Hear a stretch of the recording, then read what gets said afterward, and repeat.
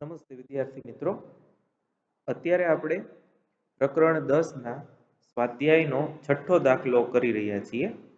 આ દાખલામાં જો તમે ટેક્સ્ટબુકમાં જુઓ તો અમુક ડેટા એટલે બે સ્લીટ વચ્ચેનું અંતર અને પડદાનું અંતર એ આપેલું નથી, પણ જે જવાબો પાછળ આપેલા છે એની સાથે મેચ થાય એ રીતે જો સેટ કરીએ તો પડદા વચ્ચેનું અંતર અને બે સ્લીટ વચ્ચેનું અંતર મેં અહીંયા મૂકેલું છે. તો એ એક તમારે કરેક્શન ટેક્સ્ટબુકમાં જે રકમ આપી છે એમાં કરવાનું રહેશે.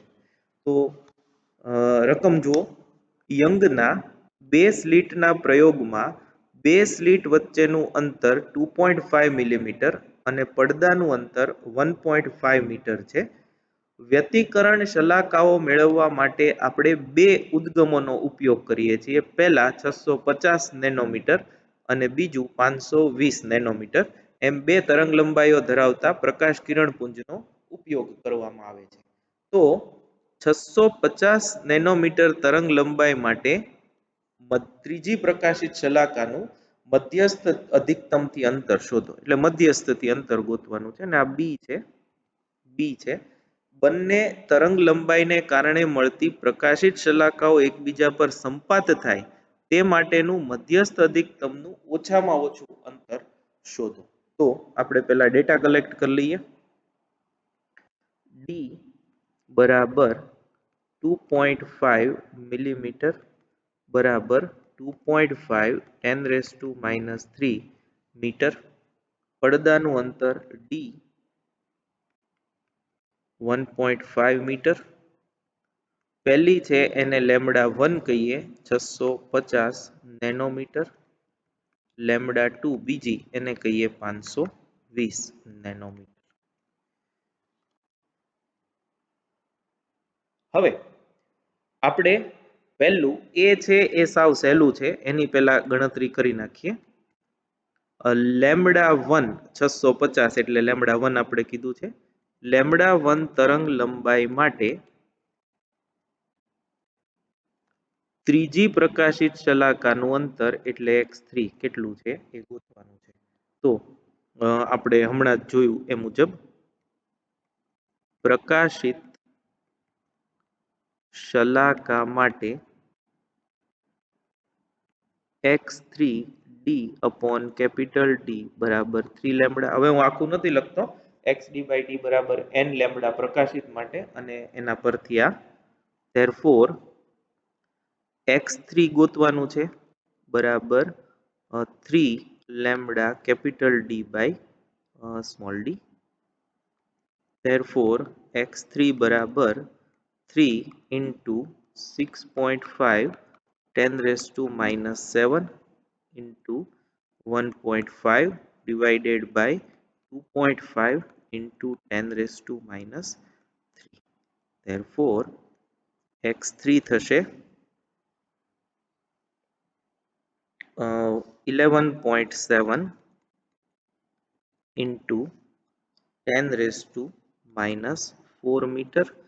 therefore x3 બરાબર 1.17 મિલીમીટર. આ આપણો પહેલો જવાબ. ત્યારબાદ બીજો વિભાગ જોઈએ. હવે તમે જુઓ 650 નેનોમીટર તરંગ લંબાઈ માટે જે વ્યતિકરણની ભાત પડદા પર મળે અને 520 માટે મળે, તો તમને એવું કીધું છે કે પ્રકાશિત શલાકાઓ એકબીજા પર સંપાત થાય.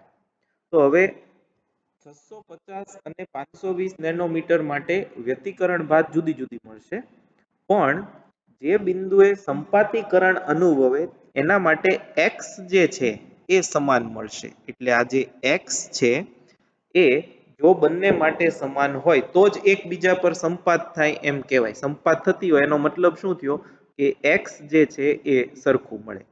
તો આપણે આમ લખીએ, ધારો કે λ1 તરંગ લંબાઈની n1મી શલાકા અને λ2 તરંગ લંબાઈની N2 મી શલાકા સંપાત થાય છે, એટલે કે એક જ બિંદુએ મળે છે. તો એટલે કે આ બંને માટે x સમાન હોય. therefore xd by d બરાબર n1 લેમ્બડા 1 બરાબર n2 લેમ્બડા 2. n1 લેમ્બડા 1 અને n2 લેમ્બડા 2 સમાન થાય. therefore n1 by n2 બરાબર લેમ્બડા 2 by લેમ્બડા 1 બરાબર 520 ડિવાઈડ બાય 650 એટલે આ 4/5 13 થી જે દૂરશે. એટલે આનો મતલબ એવો થાય કે n1 બરાબર 4 અને n2 બરાબર 5 સંપાત થાય. હવે એટલે લેમ્બડા 1 ની ચોથી, લેમ્બડા 2 ની પાંચમી, લેમ્બડા 1 ની આઠમી, લેમ્બડા 2 ની 10મી, લેમ્બડા 1 ની 12મી, લેમ્બડા 2 ની 15મી એમ શલાકાઓ જે છે એ સંપાત થાય. તો ઓછામાં ઓછું અંતર તમને આપ્યું છે, ઓછામાં ઓછું, એના માટે n1 4 લઈએ તો therefore x4 d by d બરાબર 4 લેમ્બડા.